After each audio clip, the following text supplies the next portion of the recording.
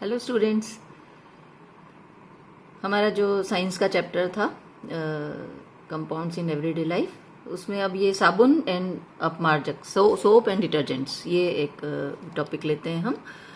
तो हम सभी जानते हैं सोप्स क्या होते हैं और डिटर्जेंट्स क्या होते हैं। डिटर्जेंट्स जो पाउडर फॉर्म में अधिकतर मिलते हैं हमें, वो डिटर्जेंट्स होते हैं। और क्योंकि ये लैटिन भाषा का शब्द है, उसका मतलब होता है वाइप क्लीन, या इसको किसी चीज़ को क्लीन करना। तो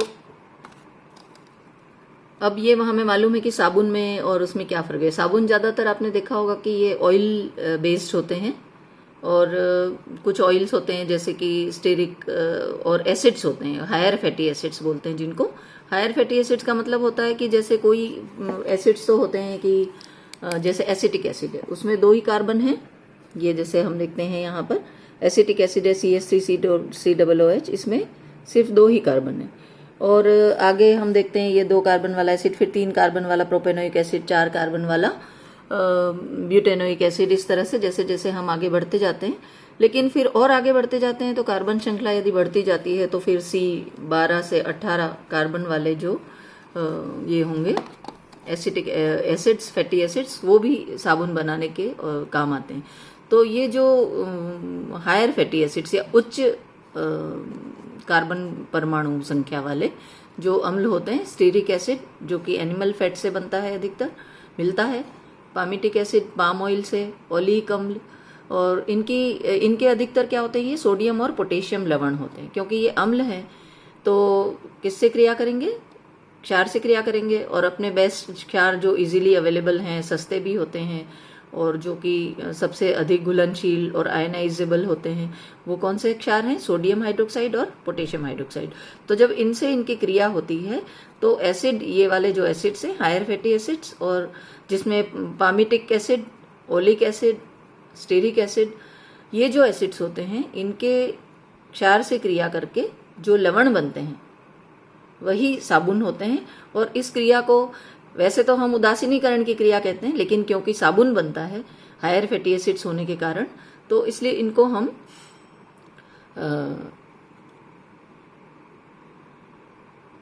साबुनीकरण की क्रिया कहते हैं। इसको क्या कहते हैं हम, साबुनीकरण की क्रिया।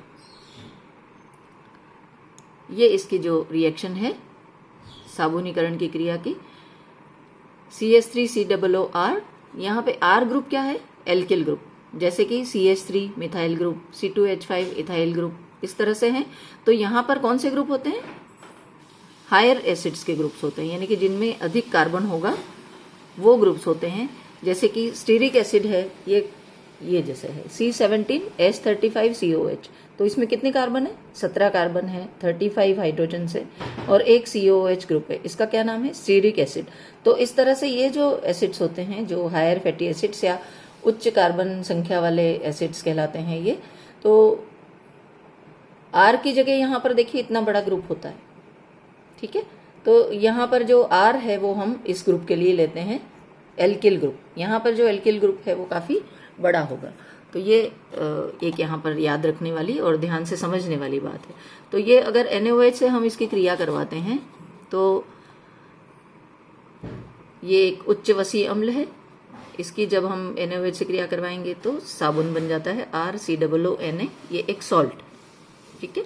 R यहाँ पर वही, जैसे अगर स्टीरिक एसिड है तो C17H35COONA, और साइड प्रोडक्ट के रूप में या बाई प्रोडक्ट के रूप में क्या मिलता है हमें, ग्लिसरॉल मिल जाता है इसमें। और क्योंकि यहाँ पर 3 कार्बन है, 3 ये जो ट्राई एसिड है, 3 कार्बोक्सिलिक ग्रुप हैं इसमें, ये देखेंगे आप। ये एक तो होता है सिंगल एसिड ग्रुप वाला मोनोकार्बोक्सिलिक एसिड, फिर डाई कार्बोक्सिलिक एसिड और ट्राई कार्बोक्सिलिक एसिड, जिसमें कि 3 कार्बोक्सिलिक अम्ल हों। तो इस तरह से यहाँ पर 3 कार्बोक्सिलिक अम्लों वाला है, तो इसलिए यहाँ पर हमें भी 3 NaOH लिया है, 3 मॉलिक्यूल, फिर 3 मॉलिक्यूल बन रहे हैं साबुन के, और ये ग्लिसरॉल बनता है। अब इस क्रिया में, तो इस क्रिया को हम क्या कहते हैं, साबुनीकरण की क्रिया। ये क्रिया है, सेपोनिफिकेशन भी कहते हैं इसको, सेपोनिफिकेशन, ये यहाँ पर जो मैंने लिखा है सेपोनिफिकेशन की क्रिया कहते हैं इसको। तो ये अब ये जो ये दोनों मिले हुए प्रोडक्ट्स हैं, इनको अलग करने के लिए हमें फिर से वही क्रिया करनी होगी जो कि हम कॉमन आयन इफेक्ट के लिए किसी पदार्थ को अवक्षेपित करने के लिए करते हैं। यहाँ पर इसको कहते हैं कॉमन आयन इफेक्ट से सोडियम क्लोराइड मिलाना पड़ेगा। सोडियम क्लोराइड में सोडियम है, इसमें भी सोडियम है, तो कॉमन आयन यहाँ पर कि कॉमन आयन एक आयन की अधिकता हो जाती है। ये सोडियम आयन इससे भी मिलेगा हमें, सोडियम आयन इससे भी मिलेगा, तो इनकी अधिकता के कारण फिर ये साबुन जो है वो अवक्षेपित हो जाएगा। ठीक है। और यदि हमने इससे थोड़े हार्ड साबुन बनते हैं जब हम ये लेते हैं सोडियम हाइड्रोक्साइड, जिसको कि कास्टिक सोडा भी बोलते हैं, अगर इसको लेते हैं तो थोड़े हार्ड सोप बनते हैं जो कि हाथों के जलन भी पैदा करते हैं, कई बार इससे दिक्कत होती है। लेकिन अगर हमें सॉफ्ट सोप बनाने हैं जैसे कि शैम्पू, शेविंग क्रीम ये बनाने हैं, तो हम सोडियम हाइड्रोक्साइड की जगह क्या लेंगे, KOH ले लेंगे, पोटेशियम हाइड्रोक्साइड। ये हम लोग सभी जानते हैं, तो इनको बार बार बताने की कोई आपको जरूरत नहीं है। अब ये साबुन जो हैं ऑयल बेस होते हैं, आपने देखा होगा येलो कलर में मिलते हैं कई बार, और टब्स में भी मिलते हैं, तो ये थोड़े इसमें ऑयल ज़्यादा होता है। ठीक है। अब इनकी क्या दिक्कत होती है, इनकी क्या कमी रही जिसके कारण फिर डिटर्जेंट की और पाउडर्स की आवश्यकता हुई। इनमें ये कमी है कि जो कठोर जल, कठोर और मृदु जल तो आप लोग 9th में पढ़ चुके हैं, तो कठोर जल में जो कैल्शियम और मैग्नीशियम आयंस होते हैं, क्योंकि कठोर जल में क्या होता है, calcium carbonate, calcium sulphate, magnesium carbonate, magnesium sulphate, इनकी अशुद्धियां होती हैं। तो ये जो जल में कठोरता के लिए जो रिस्पॉन्सिबल होते हैं आयंस, वो क्या है, कैल्शियम और मैग्नीशियम कार्बोनेट्स और सल्फेट्स होते हैं जो जल को कठोर बनाते हैं। अब यदि जल कठोर होगा तो ये जो सोप हैं जो ऊपर हमने बनाए हैं वो अच्छी तरह से सफाई का कार्य नहीं करते, बल्कि इसमें जो ये कैल्शियम और मैग्नीशियम के लवण जो हैं वो अघुलनशील रूप में प्रेसिपिटेट हो जाते हैं, उसमें अवक्षेपित हो जाते हैं। अवक्षेपण जो है इंग्लिश में उसको हम प्रेसिपिटेशन कहते हैं, तो ये इसमें अवक्षेपित हो जाते हैं, तो इसलिए सफाई की क्रिया प्रॉपरली नहीं हो पाती। इसलिए फिर हमें किसकी जरूरत हुई, डिटर्जेंट की। अब देखिए कि डिटर्जेंट और सोप में क्या फर्क है। जो साबुन होते हैं वो अभी ऊपर आपने रिएक्शन देखी उसकी, तो इसमें क्या फर्क है, देखिए ये सल्फेनिलिक अम्ल होते हैं। ठीक है।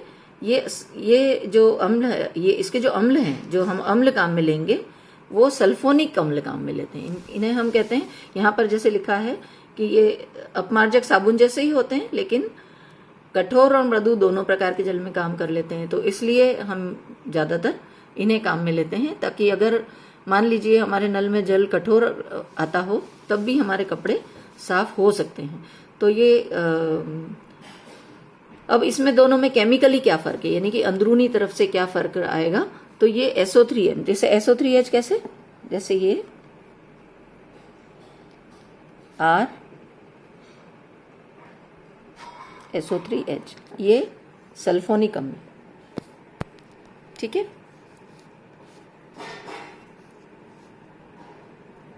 ये सल्फोनिक अम्ल होते हैं, या जैसे सोडियम एल्किल सल्फेट। अब ये जो एसिड है, यहां पर भी जो एसिड है, तो ये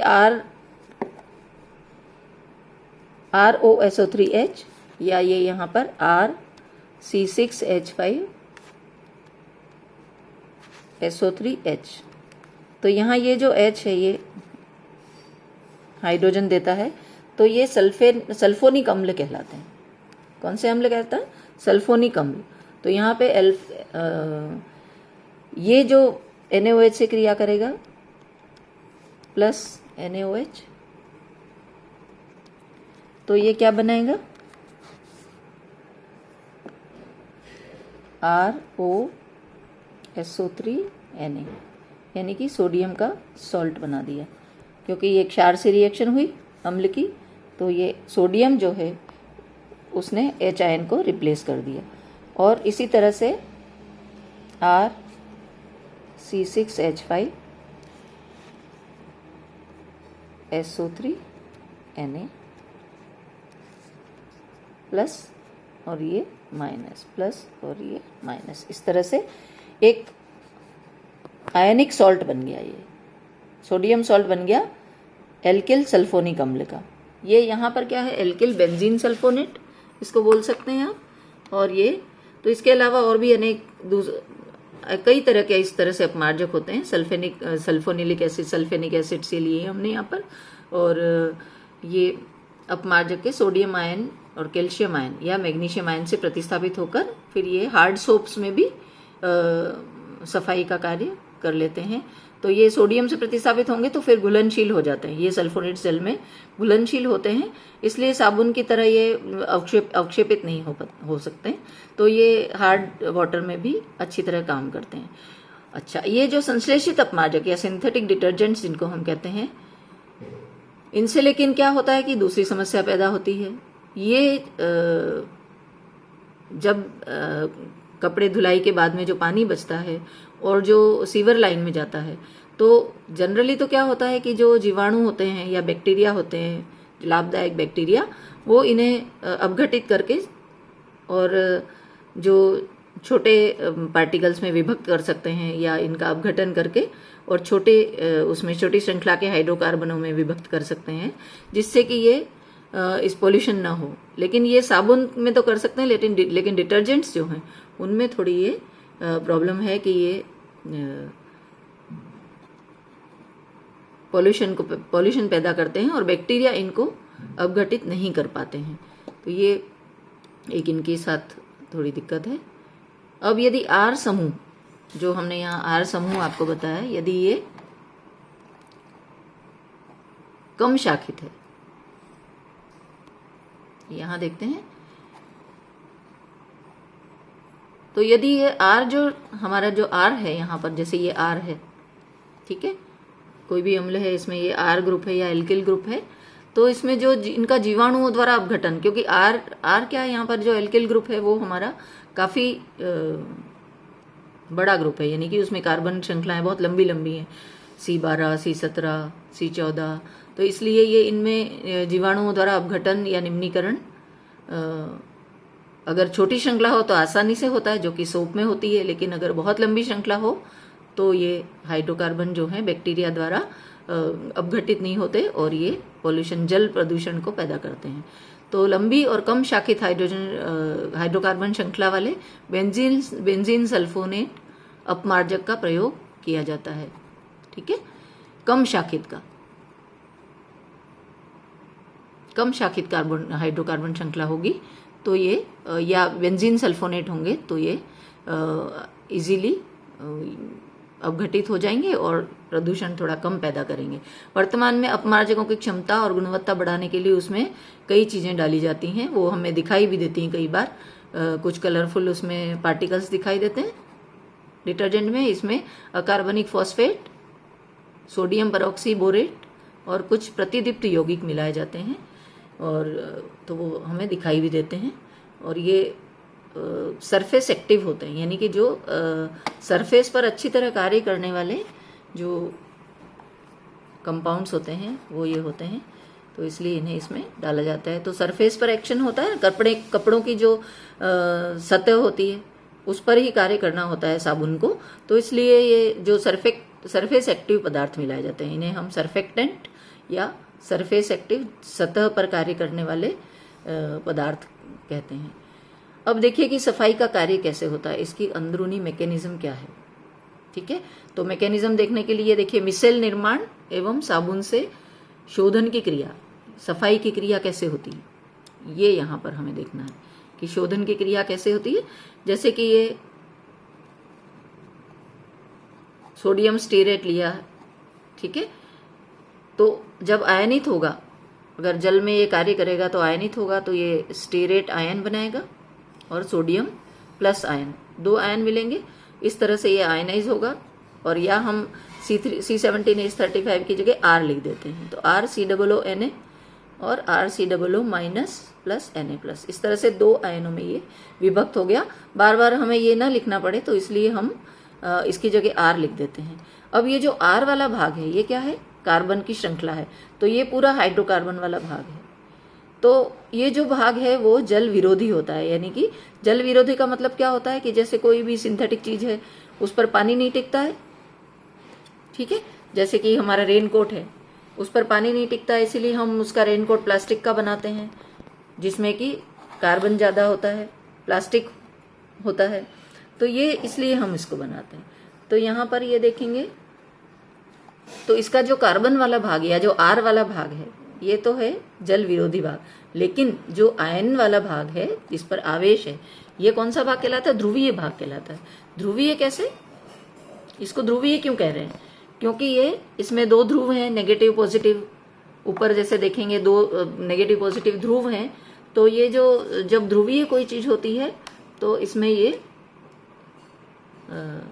जल में घुलनशील तभी हो पाती है। तो जो क्रिया जल स्नेही, ये चीज क्या है? जल स्नेही है। जल में भी H और OH माइनस आयन होते हैं, H3O प्लस, जिसमें H2O H3O प्लस आयन बन जाता है। ये हम पहले पढ़ चुके हैं इस बारे में। तो ये जो जल स्नेही भाग होता है और एक जल विरोधी भाग होता है, इस तरह से दो भाग हो गए इस वाले आयन में जब हमने इसको डिटर्जेंट को पानी में घोला। तो अब ये जो हाइड्रोकार्बन जिसको कि हम टेल कह सकते हैं, ये जो हाइड्रोकार्बन वाला भाग है टेल भाग, ये जल विरोधी होता है और ध्रुवीय सिरा जल स्नेही होता है। तो अब जो ऑयल वाला भाग है, जैसे मान लीजिए हमारे कपड़े पर कोई ऑयल का धब्बा लगा हुआ है, तो उसे ये जो हाइड्रोकार्बन, क्योंकि अपन ये बात तो जानते हैं कि लाइक डिजोल्व्स लाइक, इसका क्या मतलब होता है कि ऑर्गेनिक पदार्थ ऑर्गेनिक में घुलते हैं और जो आयनिक पदार्थ हैं वो आयनिक में घुलते हैं। ठीक है, जैसे कि पेंट वगैरह जो हैं वो टर्पेंटाइन ऑयल और इनमें घुलते हैं। तो ये एक कंसेप्ट है कि लाइक डिजोल्व्स लाइक, जो समान होते हैं वो समान को घोलते हैं, ये ही इसके कंसेप्ट है। तो ये जो टेल वाला भाग है जो कि जल विरोधी है, वो क्या करेगा कि यदि मान लो कोई भी फैट का धब्बा है, ऑयल का धब्बा है मान लीजिए यहाँ पर, तो वो उसको जो पूंछ वाले भाग की तरफ से घेर लेगा। और जो COO माइनस वाला भाग है वो ये वाला भाग है जो कि जल स्नेही भाग है। तो जल विरोधी जो कार्बन वाली हाइड्रोकार्बन वाला जो पूंछ टाइप का भाग है वो इसको जो भी दाग धब्बा है, गंदगी है, उसको ये घेर लेता और इस तरह से मिसेल संरचना बनाता है। ये क्या है? मिसेल संरचना। तो यदि कोई गंदगी, तेल की बूंद है या कुछ है, तो ये किसमें घुलनशील होगी? हाइड्रोकार्बन वाले भाग में घुलनशील होगी। और साबुन के द्वारा सफाई की क्रिया में चिकनाई के चारों ओर साबुन के अणु क्या बना लेते हैं? मिसेल बना लेते हैं। तो इसमें ये जल विरोधी हाइड्रोकार्बन भाग जो है वो उसको घेर लेता है।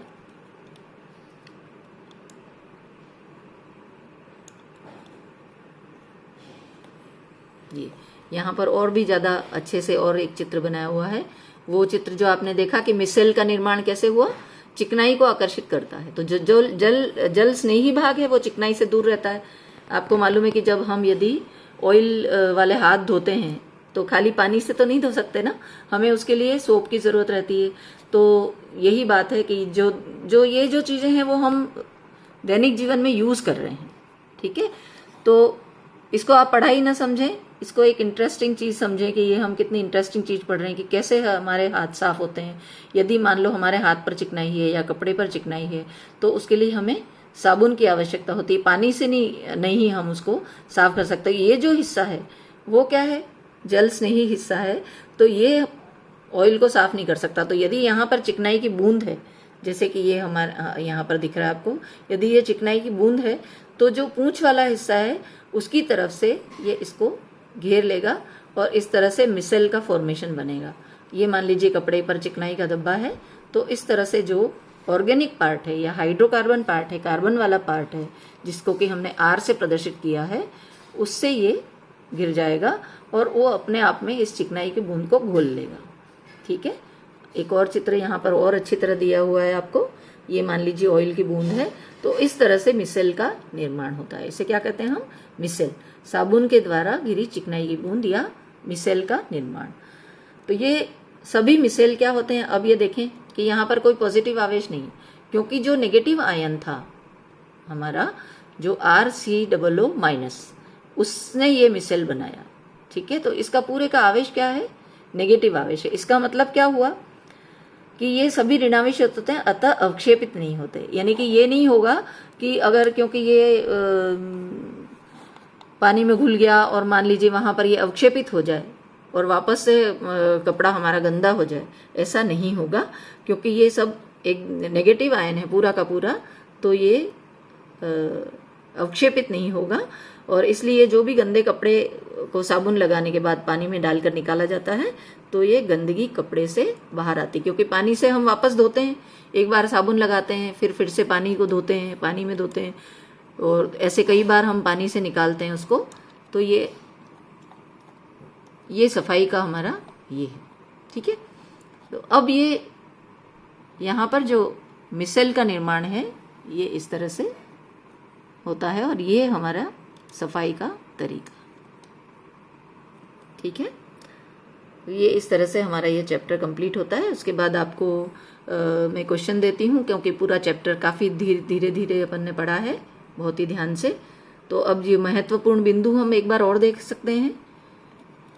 ये सारी डेफिनेशंस हमारी अरेनियस के अनुसार एक बार फिर से रिवाइज कर लेते हैं चैप्टर को। जो पदार्थ जलीय विलयन में H+ और OH- आयन देते हैं वो अम्ल और क्षार कहलाते हैं। ब्रॉन्स्टेड और लॉरी के अनुसार प्रोटॉन दाता अम्ल और ग्राही क्षार कहलाते हैं। लुईस अम्ल के अनुसार इलेक्ट्रॉन दाता क्षार और इलेक्ट्रॉन ग्राही अम्ल कहलाते हैं, ठीक है। अम्ल नीले लिटमस को लाल कर देते हैं और क्षार लाल को नीला कर देते हैं। अम्ल और क्षार की अभिक्रिया से लवण तथा जल बनते हैं। लवण के क्रिस्टल में कभी कभी क्रिस्टलन जल भी उपस्थित होता है, जैसे कि हमने देखा सोडियम कार्बोनेट में 10 जल के अणु उपस्थित होते हैं और POP में आधा जल का अणु उपस्थित होता है, ठीक है। अब यहाँ पर देखें pH, अम्ल और क्षार की सामर्थ्य किससे मापी जाती है? pH से मापी जाती है। हाइड्रोजन आयन की सांद्रता H+ का ऋणात्मक लोगरिथम pH कहलाता है। विलयन की pH 7 होने पर उदासीन और 7 से कम होने पर अम्लीय और 7 से अधिक होने पर विलयन क्षारीय होता है।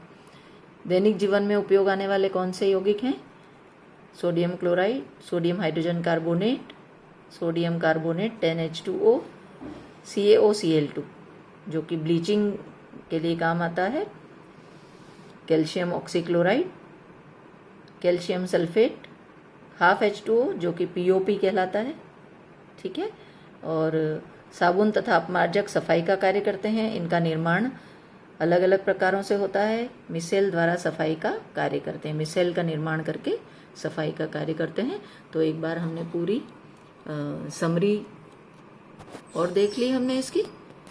अब इसमें से मैं आपको प्रश्न दूंगी जो कि आपको करके और एक पेज पे करके और फिर आपको सबमिट करना है।